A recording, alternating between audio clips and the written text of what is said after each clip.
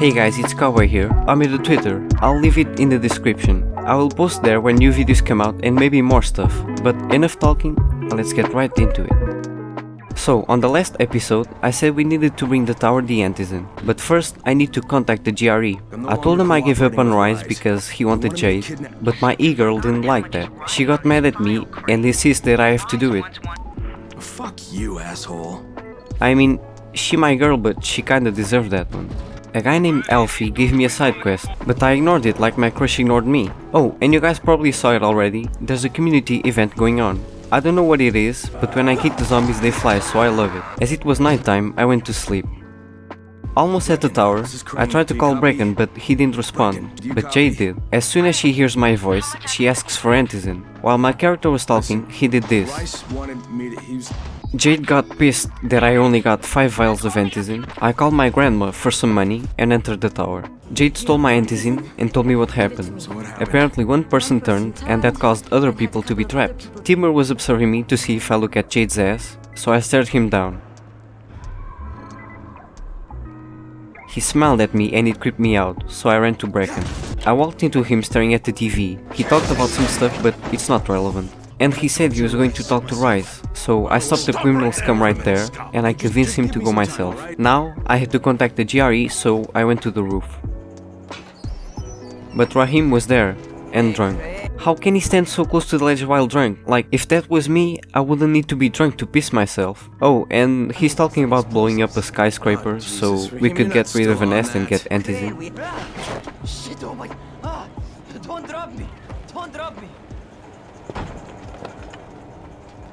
Oh, fuck. See? Told you we make a good team.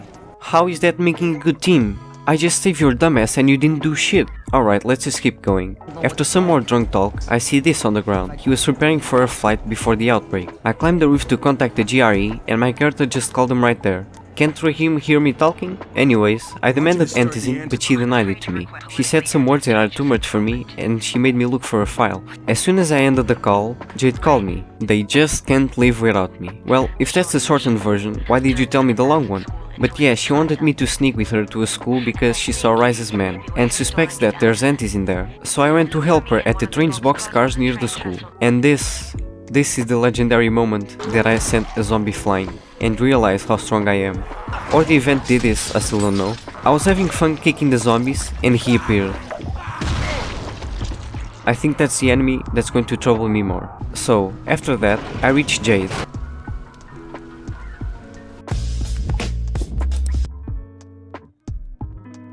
I infiltrated the school.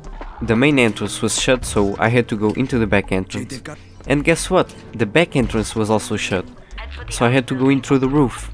I did this and thought I was sick, kicked these spitters off the roof, but they didn't die. So I thought this was the perfect opportunity to test my rifle. While I was trying to shoot the spitter, the zombies gave up on life. I tried to go off the roof, but as I'm the luckiest person ever, I just fell on top of a bomber and guess what?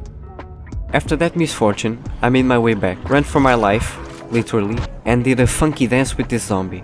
I made my way inside, stole everything I found, and I opened the door and saw a guy probably taking a poop. He ran in my direction without even wiping, so I just kicked him far so he doesn't touch me. They turned on the alarm and that made me get flashbacks to school.